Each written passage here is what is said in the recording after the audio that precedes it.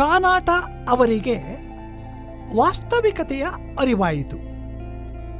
1888ರಲ್ಲಿ ಇಂಗ್ಲೆಂಡಿನ ಮಹಾರಾಣಿ ವಿಕ್ಟೋರಿಯಾ ಅವರ ಮಗ ಡ್ಯೂಕ್ ಆಫ್ ಕಾನಾಟ ಪುಣೆ ವಿಭಾಗದ ಸೇನಾಪತಿಯಾಗಿದ್ದರು.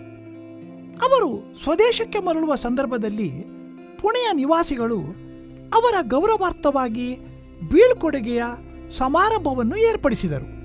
ಪುಣೆಯ ಶ್ರೀ ಹರಿರಾವ್ ಜಿ ಚಿಪಳೂಣ್ಕರ್ ಅವರು ಅತಿಥೇಯರಾಗಿದ್ದರು. ಸಮಾರಂಭದಲ್ಲಿ ನಗರದ ಗಣ್ಯ ಮಾನ್ಯರೂ ಇದ್ದರು. ಇವರಲ್ಲಿ ರಾಜರು, ಜಾಗೀರ್ದಾರರು, ಹಿರಿಯ ಅಧಿಕಾರಿಗಳು, ಶ್ರೀಮಂತರು ಮುಂತಾದವರು ಸೇರಿದ್ದರು. ಇವರೆಲ್ಲ ಸುಸಜ್ಜಿತ ವೇಷಭೂಷಣದೊಂದಿಗೆ ಬಂದಿದ್ದರು. ಈ ಅಪೂರ್ವ ವೈಭವ ನೋಡುವಂತಿತ್ತು. ಇಷ್ಟರಲ್ಲಿ ಅಲ್ಲಿಗೆ ಹಳ್ಳಿಗನ ವೇಷಧಾರಿ ಒಬ್ಬ ರೈತ ಬಂದ. ಹರುಕಲು ದೋತ್ರ, ಹಳ್ಳಿಗರು ಹಾಕುವ ಜುಬ್ಬಾ ಧರಿಸಿದ ಆತ ಕೊಳಕಾದ ಮುಂಡಾಸ ಕಟ್ಟಿದ್ದ. ಹೆಗಲ ಮೇಲೆ ಒಂದು ಹಳೆಯ ಕಂಬಳಿ ಹಾಕಿದ್ದ. ಈ ಗಮಾರ ರೈತ ಬೇರಾರೂ ಅಲ್ಲ, ಜ್ಯೋತಿಬಾರವರೇ ಹೀಗೆ ಹಾಜರಾಗಿದ್ದರು. ಸಿಪಾಯಿಗಳು ಅವರನ್ನು ಪ್ರವೇಶ ದ್ವಾರದಲ್ಲಿ ತಡೆದರು. ಆದರೆ ಅವರು ಆಮಂತ್ರಣ ಪತ್ರ ತೋರಿಸಿದರು. ಸಿಪಾಯಿಗಳು ಅವರನ್ನು ಒಳಗೆ ಬಿಡಬೇಕಾಯಿತು. ಸಭಾಮಂಟಪದಲ್ಲಿ ಅತಿಥಿಗಳಿಗೆ ಭರ್ಜರಿ ಕುರ್ಚಿಗಳನ್ನು ಹಾಕಿದ್ದರು. ಜ್ಯೋತಿಬಾ ಕುರ್ಚಿಯ ಮೇಲೆ ಕೂಡಲಿಲ್ಲ. ಅವರು ನೆಲದ ಮೇಲೆ ಕಂಬಳಿ ಹಾಸಿ ಕುಳಿತರು. ಚಿಪಳೂಣ್ಕರ್ ಇವರ ದಾರಿ ಕಾಯುತ್ತಿದ್ದರು. ಅವರು ಜ್ಯೋತಿಬಾ ಅವರ ಸಮರ್ಥಕರು. ಜ್ಯೋತಿಬಾರವರಿಗೆ ಕರೆ ಬಂದಾಗ ಅವರು ವೇದಿಕೆಯತ್ತ ಸಾಗಿ ಇಂಗ್ಲಿಷಿನಲ್ಲಿ ನಿರರ್ಗಳವಾಗಿ ಭಾಷಣ ಮಾಡಿದರು. ಜ್ಯೋತಿಬಾ ಅವರು ಹೀಗೆ ಹೇಳಿದರು: ಡ್ಯೂಕ್ ಮಹಾಶಯರೇ, ನಾನು ಈ ದೇಶದ ರೈತರ ಬಾಳನ್ನು ನೀವು ಅರ್ಥ ಮಾಡಿಕೊಳ್ಳಬೇಕೆಂಬ ಕಾರಣದಿಂದಾಗಿ ಈ ವೇಷದಲ್ಲಿ ಬಂದಿದ್ದೇನೆ. ಅವರಿಗೆ ತಿನ್ನಲು ಕೂಳಿಲ್ಲ, ಮೈ ಮೇಲೆ ಬಟ್ಟೆ ಇಲ್ಲ. ನೀವು ಇಂಗ್ಲೆಂಡಿಗೆ ಮರಳಿ ನಿಮ್ಮ ತಾಯಿಗೆ ನಮ್ಮಂತಹ ಬಡವರ ಗೋಳ್ಕರೆಯನ್ನು ಅರಿಕೆ ಮಾಡಿ ನಮ್ಮನ್ನು ಈ ಸ್ಥಿತಿಯಿಂದ ಉದ್ಧಾರ ಮಾಡಬೇಕೆಂದು ತಿಳಿಸಿ. ಇದೇ ನಿಮ್ಮಲ್ಲಿ ನಮ್ಮ ಕಳಕಳಿಯ ಪ್ರಾರ್ಥನೆ. ಬೇರೇನೂ ಮಾಡಲು ಸಾಧ್ಯವಿಲ್ಲವಾದರೆ ನಮಗೆ ಕೊನೆಯ ಪಕ್ಷ ಶಿಕ್ಷಣದ ಸೌಲಭ್ಯ ದೊರೆಯುವಂತೆ ಮಾಡಿ. ನಮಗೆ ಉತ್ತಮ ಶಿಕ್ಷಣ ದೊರೆತರೆ ನಾವೇ ನಮ್ಮ ಸ್ಥಿತಿಗತಿಯನ್ನು ಸುಧಾರಿಸಿಕೊಳ್ಳುತ್ತೇವೆ. ಪುಣೆ ನಗರಸಭೆಯ ಸದಸ್ಯರಾದುದು 1876ರಿಂದ 1882ರವರೆಗೆ ಜ್ಯೋತಿಬಾ ಪುಣೆ ನಗರಸಭೆಯ ಸದಸ್ಯರಾಗಿದ್ದರು. ಆ ಕಾಲದಲ್ಲಿ ಸರ್ಕಾರವೇ ನಗರಸಭೆಯ ಸದಸ್ಯರನ್ನು ನೇಮಿಸುತ್ತಿತ್ತು. ಜಿಲ್ಲಾಧೀಶರೇ ಸಭಾಧ್ಯಕ್ಷರಾಗಿ ಇರುತ್ತಿದ್ದರು. ಈ ತೆರನ ಸಭೆಗಳಿಂದ ಏನೂ ಹೇಳಿಕೊಳ್ಳುವಂತ ಕೆಲಸವಾಗುವುದಿಲ್ಲವೆಂದು ತಿಳಿದೂ ಸಹ ಜ್ಯೋತಿಬಾ ಅವಕಾಶ ದೊರೆತಾಗಲೆಲ್ಲ ತಮ್ಮ ವಿಚಾರವನ್ನು ಅಂಜದೆ ಅಳುಕದೆ ಹೇಳುತ್ತಿದ್ದರು. ನಗರಸಭೆಯ ಹಣ ದೊಡ್ಡ ದೊಡ್ಡ ಕಟ್ಟಡಗಳನ್ನು ಕಟ್ಟುವುದಕ್ಕೆ ವ್ಯಯವಾಗಬಾರದು. ಇದೇ ಮೊಬಲಗಿನಿಂದ ಶಿಕ್ಷಣ ಪ್ರಸಾರ ಕಾರ್ಯ ನಡೆಯಬೇಕು. ಪುರಸಭೆಯು ಕಾಯಿಪಲ್ಯ ಮಾರುವವರಿಂದ ತೆರಿಗೆಯನ್ನು ವಸೂಲು ಮಾಡಬಾರದೆಂದು ಹೇಳಿದರು. ಆಗಿನ ಗವರ್ನರ್ ಜನರಲ್ ಸಾಹೇಬ ಪುಣೆಗೆ ಬರುವವರಿದ್ದರು. ಅದ್ದೂರಿಯಿಂದ ಅವರ ಸ್ವಾಗತ ಸತ್ಕಾರಕ್ಕೆಂದು ಅಧ್ಯಕ್ಷರು 1000 ರೂಪಾಯಿ ಖರ್ಚು ಮಾಡಬೇಕೆಂದು ಸೂಚಿಸಿದರು. ಕಾಲಾವಕಾಶ ಕಮ್ಮಿ ಇದ್ದುದರಿಂದ ಸಭೆ ಕರೆಯಲಾಗಲಿಲ್ಲ. ಸದಸ್ಯರಿಗೆ ಸುತ್ತೋಲೆ ಕಳಿಸಿ ಖರ್ಚಿಗೆ ಅನುಮತಿ ಕೋರಲಾಗಿತ್ತು.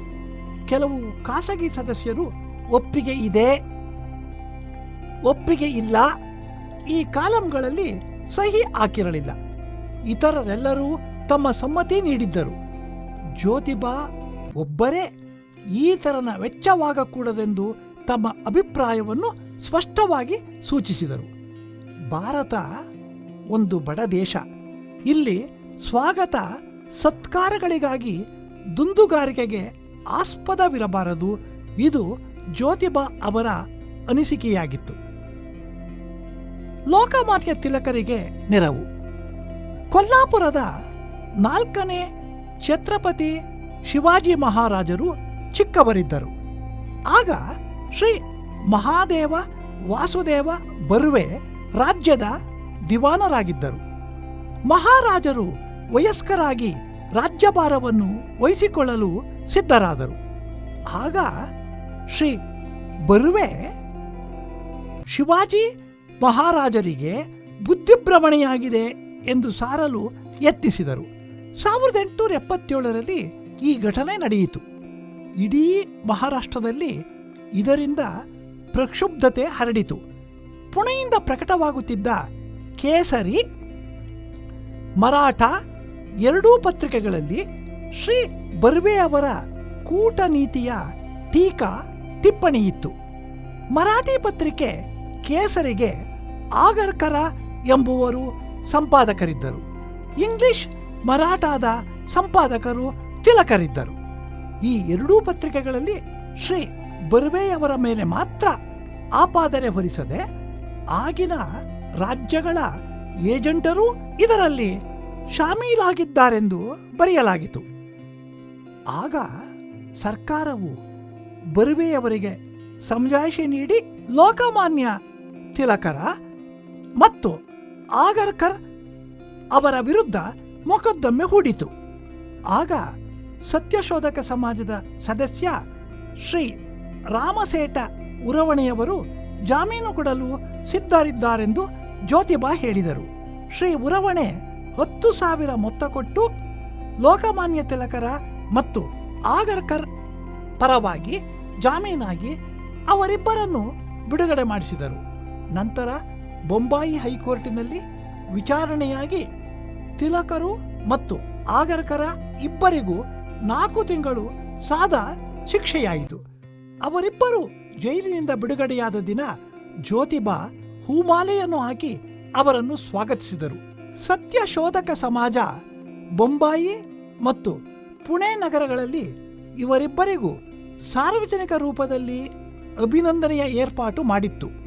ಈ ಮೊದಲು ಸಾರ್ವಜನಿಕ ರೂಪದಲ್ಲಿ ತಿಲಕರನ್ನು ಯಾರೂ ಅಭಿನಂದಿಸಿ ಇರಲಿಲ್ಲ. ಜ್ಯೋತಿಬಾ ತೀರಿಕೊಂಡಾಗ ಕೇಸರಿ ಪತ್ರಿಕೆಯಲ್ಲಿ ಶೋಕ ಸಮಾಚಾರವಾಗಲಿ ಸಂಪಾದಕೀಯ ಟಿಪ್ಪಣಿಯಾಗಲಿ ಕಾಣಬರಲಿಲ್ಲ. ಹೆಂಡದಂಗಡಿಯನ್ನು ಮುಚ್ಚಬೇಕು. 1880ರಲ್ಲಿ ಸರ್ಕಾರ ಹೆಂಡದ ಅಂಗಡಿಗಳ ಸಂಖ್ಯೆ ಹೆಚ್ಚಿಸ ಬಯಸಿತು. ಜ್ಯೋತಿಬಾ ಮದ್ಯಪಾನವನ್ನು ವಿರೋಧಿಸುತ್ತಿದ್ದರು. ಪುಣೆ ನಗರಸಭೆಯ ಕಾರ್ಯಕಾರಿ ಮಂಡಳಿಯ ಅಧ್ಯಕ್ಷರಾಗಿದ್ದ ಪ್ಲಕೆಟ್ ಅವರಿಗೆ ಜ್ಯೋತಿಬಾ ದಿನಾಂಕ 18/7/1880ರಲ್ಲಿ ಇದನ್ನು ಕಟುವಾಗಿ ಟೀಕಿಸಿ ಪತ್ರವನ್ನು ಬರೆದಿದ್ದರು.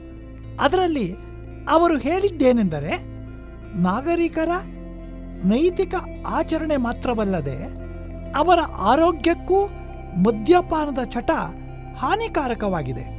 ಪುಣೆಯಲ್ಲಿ ಹೆಂಡದಂಗಡಿ ಶುರು ಮಾಡಿದ್ದರಿಂದ ಮದ್ಯಪಾನ ಮಾಡುವ ಚಟ ಬೆಳೆದಿದೆ. ಇದರಿಂದ ಅನೇಕ ಸಂಸಾರಗಳು ಮಣ್ಣು ಪಾಲಾಗಿವೆ. ಹೆಂಡದ ಅಂಗಡಿಗಳ ಮೇಲೆ ನಗರಸಭೆ ತೆರಿಗೆ ಹಾಕಿದರೆ ಈ ಚಟ ಕಮ್ಮಿಯಾಗಬಹುದೆಂಬುದು ನನ್ನ ಅಭಿಪ್ರಾಯ. ಜ್ಯೋತಿಬಾರವರು ಬರೆದ ಈ ಪತ್ರ ನಗರದಲ್ಲಿ ಬಿಸಿ ಬಿಸಿ ಸುದ್ದಿಯಾಗಿ ಹಬ್ಬಿತು. ಪುಣೆಯ ಜ್ಞಾನಪ್ರಕಾಶ ಪತ್ರಿಕೆಯಲ್ಲಿನ ಟಿಪ್ಪಣಿ ಹೀಗಿತ್ತು: ಜ್ಯೋತಿಬಾ ಅವರು ನಗರಸಭೆಯ ಗಮನವನ್ನು ಈ ವಿಷಯದ ಬಗ್ಗೆ ಸೆಳೆದಿರುವುದು ಯೋಗ್ಯ ಸಲಹೆಯಾಗಿದೆ. ಈ ಮಹತ್ವದ ಸಲಹೆ ಸೂಚಿಸಿದ್ದಕ್ಕಾಗಿ ಜ್ಯೋತಿಬಾ ಅವರಿಗೆ ನಾವು ಆಭಾರಿಗಳಾಗಿರಬೇಕು. ಜ್ಯೋತಿಬಾ ಅವರ ಪತ್ರ ನಗರಸಭೆಯ ಕಾರ್ಯಕಾರಿ ಮಂಡಳಿಯಲ್ಲಿ ಚರ್ಚೆಗೆ ಬಂತು. ನಗರಸಭೆಯು ಸರ್ಕಾರಿ ನಿಯಮಾನುಸಾರ ಹೆಂಡದಂಗಡಿಗಳ ಮೇಲೆ ತೆರಿಗೆ ಹಾಕುವಂತಿಲ್ಲ ಎಂಬ ತರಾವನ್ನು ಅಂಗೀಕರಿಸಿತು.